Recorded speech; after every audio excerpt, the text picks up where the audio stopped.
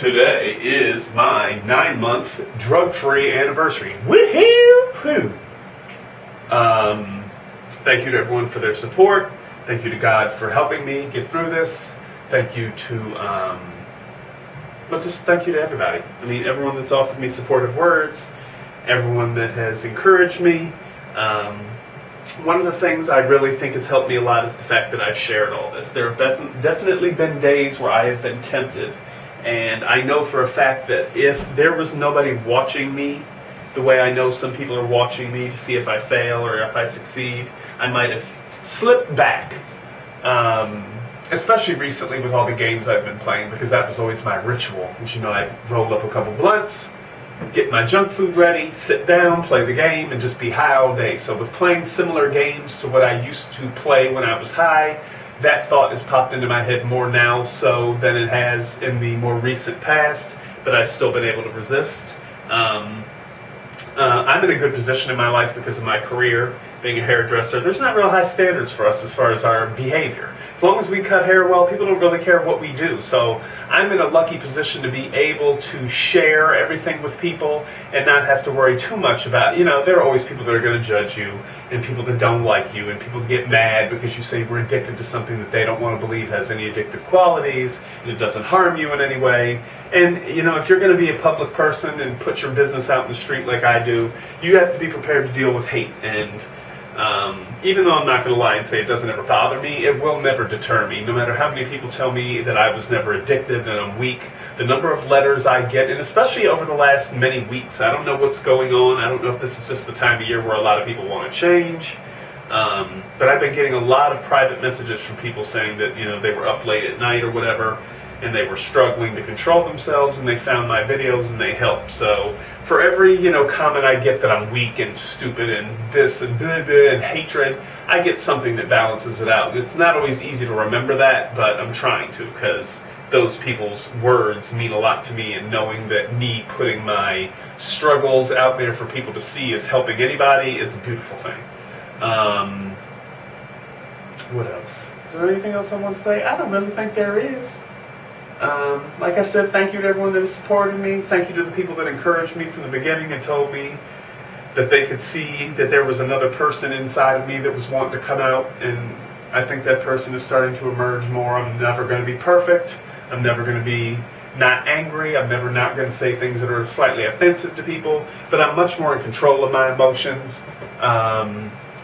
And to anyone that's trying to stop, you just have to, one of the things I would tell you that you really need to accept before you even start quitting is it's going to be hard. It's not so hard as far as physical withdrawal necessarily. It's hard in that you have to learn to control yourself. You have to learn to tell yourself no sometimes, and no matter how strongly you want to do it, you have to resist. And I have the same problem with buying things and eating certain kinds of food. So, it's a whole addictive personality thing for me. I have had some people write to me, and when they've tried to stop smoking, they've had physical symptoms. When I went to the one MA meeting I went to, Marijuana Anonymous meeting I went to, there were people there that said when they stopped they had problems with shaking and sweating and all this. So, for those of you that don't believe that, don't believe it. I don't really care, nor do the people that are going through it. But be prepared to struggle. Be prepared to be uncomfortable. Be prepared to be angry sometimes, because these are all little tricks that your brain uses to try to get you to go back. And we're taught in this country that we shouldn't have to suffer, and we should never have to be uncomfortable. And why should I have to go through that? Why should I? Because that's how you grow. So if you truly want to quit smoking, you truly want to grow as a human being, you have to be willing to go through what you have to go through.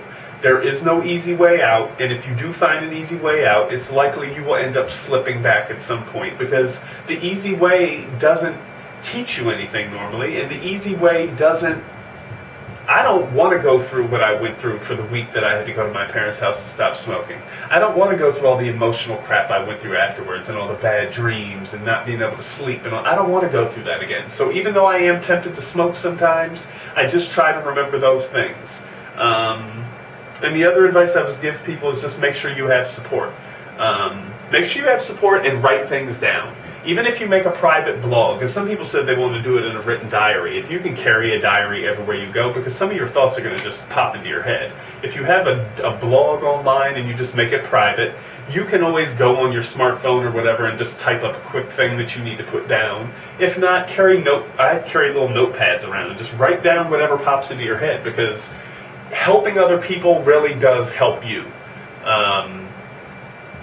So if you have any way where you can put your struggle out there for people to see, and if you do it anonymously and you never reveal who you are and you use a fake, you set up a separate email and all that, so there's no way to find you, I would encourage you to try to do it in some way in public so other people can get something from it. Because I tell you, just knowing there's one person in the world that I may have helped is a great feeling. And I've probably helped more than one person, but just one person, if you can help one other person, it really will make the days that are harder not so hard. So that's that. 9 months drug-free, baby. Drug-free. Woohoo!